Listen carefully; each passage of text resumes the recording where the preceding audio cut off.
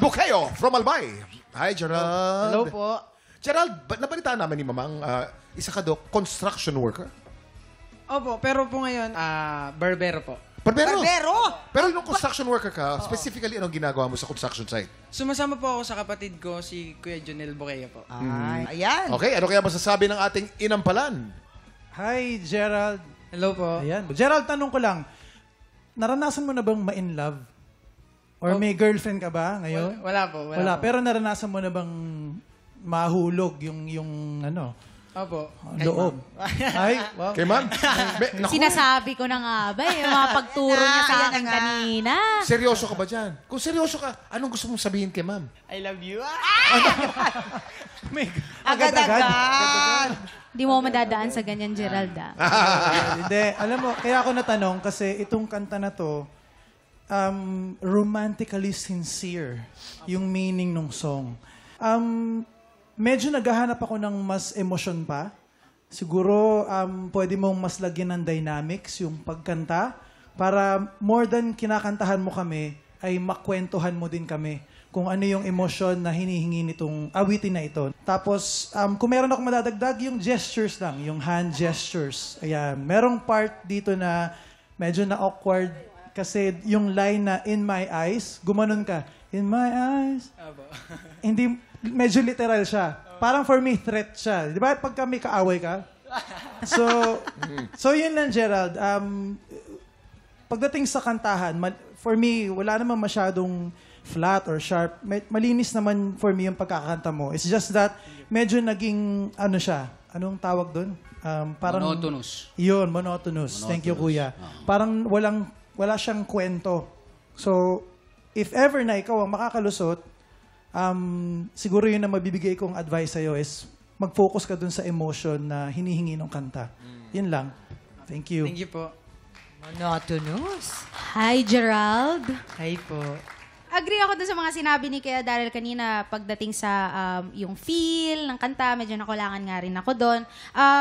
Pero napansin ko, ang ganda ng smile mo. Parang yung aura mo, parang masayahin siyang tao. Kasi no? nga, Ganon. tinitingnan ka nga. Ha? Lady. Di ba? Hindi, nagustuhan ko yung hindi ka nag-hesitate na gumalaw ka, tumingin ka sa amin, yung gano'n. Doon lang siguro sa yung buka ng bibig. Doon magiging mas flawless, magiging smooth ang pagkanta mo. At gusto kong i-improve mo yung chest tone mo.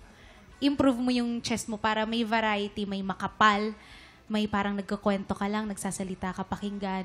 Tapos biglang makapal ulit. So, bigyan mo kami ng ganun, okay? Improve mo lang yon. So, yun lang, Gerald. Thank you po. Gerald, Po. medyo may konting ano lang sa enunciation, yung short E, long E, short I, long I.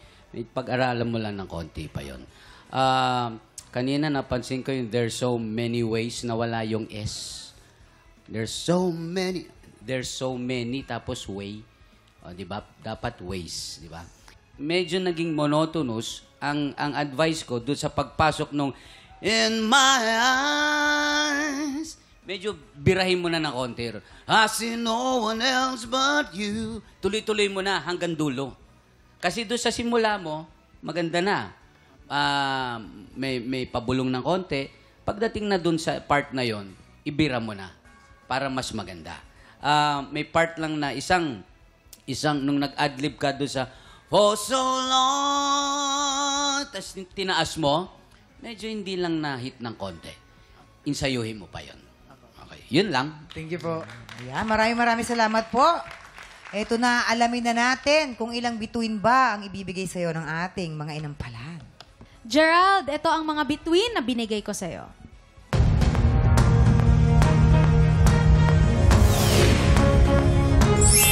Three stars ang binigay ni Hana. Gerald, ito naman ang aking stars for you.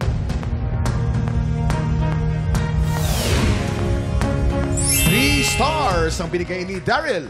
Ibibitin muna natin kung ano ang score ni Renz.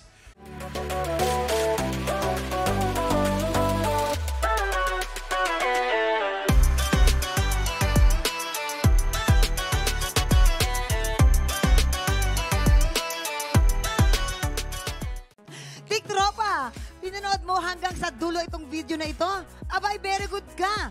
For more Happy Time, watch more TikTok Lock videos on our official social media pages and subscribe to GMA Network official YouTube channel.